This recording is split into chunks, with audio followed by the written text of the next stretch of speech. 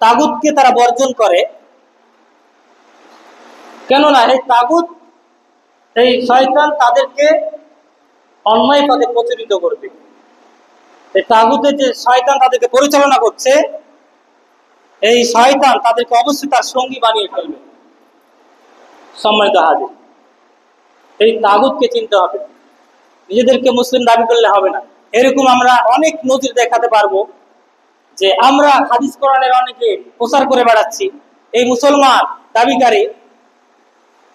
ইসলামে কিন্তু যে বাংলাদেশের যে সংবিধান, মানব রচিত সংবিধান, ইহুদি খ্রিস্টান বা সমাজতান্ত্রিকদের দেয়া যে সংবিধান আমাদের আছে, এদেশে চালু আছে, সংবিধানে কিন্তু ইসলামী একটা উত্তরাধিকারী আইন আছে।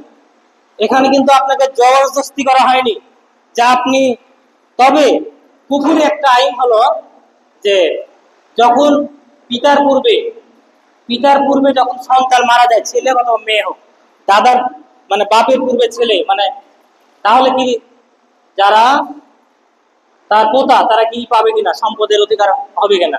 দ্বিতীয়ত, নানার পূর্বে যদি মা মারা যায় তাহলে নাতিরা কি তার সম্পত্তি পাবে কিনা। ইসলামী যে আইন এটা কিন্তু পাবে না। তবে আল্লাহ তাআলা তাদের উপর দয়া করেছেন, ওয়াসিয়ত করার জন্য নির্দেশ দিয়েছেন। তবে ভাগে ভাগে দাগে দাগে পাবে না, ওসিয়ত কিন্তু আলাদা জিনিস। তবে বাংলাদেশের এই সমাজতান্ত্রিক নাস্তিক্যবাদের যে সংবিধানের রীতি দেওয়া আছে, সরকারি আইনে সে পাবে, তবে মুসলিম আইনে সে পাবে না।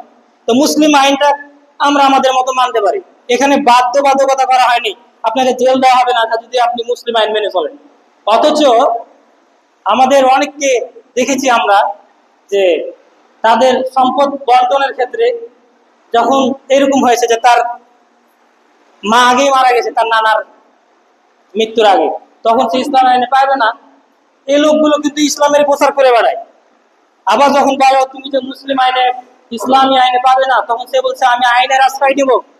আপনি বলেন এখানে ঈমান আছে কিনা।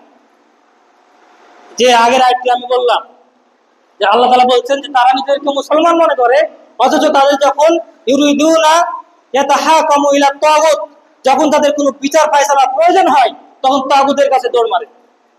তাহলে এইসব ব্যক্তির ঈমান আছে কিনা, ওই জানেই না যে আমার ঈমান চলে গেছে, দাড়ি টুপি দিয়ে জুব্বা দিয়ে কাজ হবে না। আল্লাহ তাআলা বলছেন তোমার ঈমান নেই। এই ইসলামী আইনটা তার পছন্দ হয়নি।